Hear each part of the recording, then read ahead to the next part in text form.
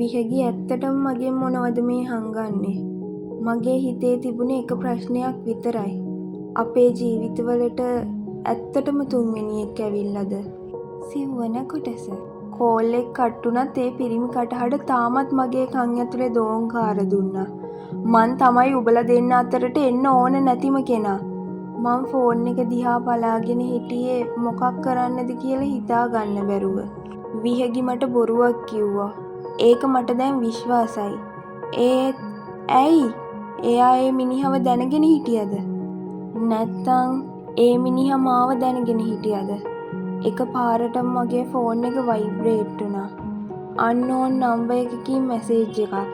මාව විශ්වාස කරන්න එපා. මගේ ඇඟ හිරිවැටුණා. තවත් මැසේජ් එකක් ආවා.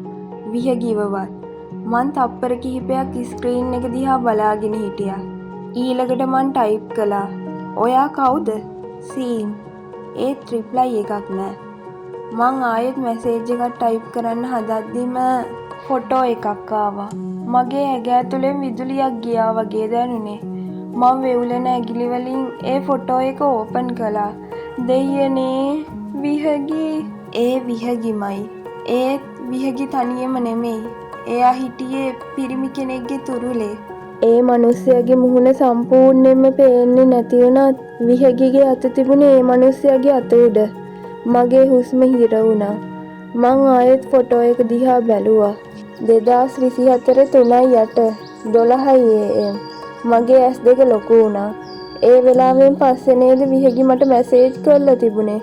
මං ෆෝන් එක අතේ තද කරගත්තා. ඒ කියන්නේ විහගි මට මැසේජ් කරපු වෙලාවේ එයා හිටියේ මේ මිනිස්සයා එක්කද? මගේ හිත ඇතුලේ තිබුණු සැකය තවත් ගැඹුරු වුණා. එක පාරටම තවත් මැසේජ් එකක් ආවා. දැන්වත් තේරුණාද නවීන්? මං හුස්මක් ගත්තා. ඒ මැසේජ් එකේ තේරුම හිතා ගන්නත් කලින් මගේ ෆෝන් එකට විහගිගෙන් කෝල් එකක් ආවා. විහගි කෝලින්. මං ස්ක්‍රීන් එක දිහා බලාගෙන හිටියා. මගේ ඇගිල්ල හෙමින් ආන්සර් බටන් එක ළඟට ගියා.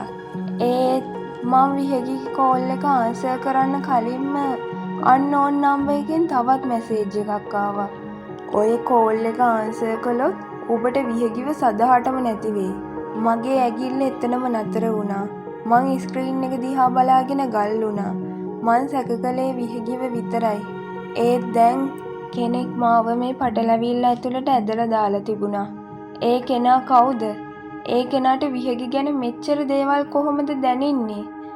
ඒ වගේම විහගි ඇත්තටම මගෙන් මොනවද මේ හංගන්නේ? මගේ හිතේ තිබුණ එක ප්‍රශ්නයක් විතරයි. අපේ ජීවිතවලට ඇත්තටම තුන්වෙනියෙක් ඇවිල්ලාද? තුන්වෙනියෙක්. ඇත්තටම තුන්වෙනියෙක් ඇවිල්ලවත්ද? ඒක බලන්න ඔයාලා ඉස්සරහට මේ කතාවත් එක්ක රැඳිලා ඉන්නම ඕනේ.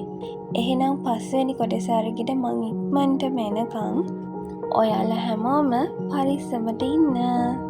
ගිහින් එන්නම්.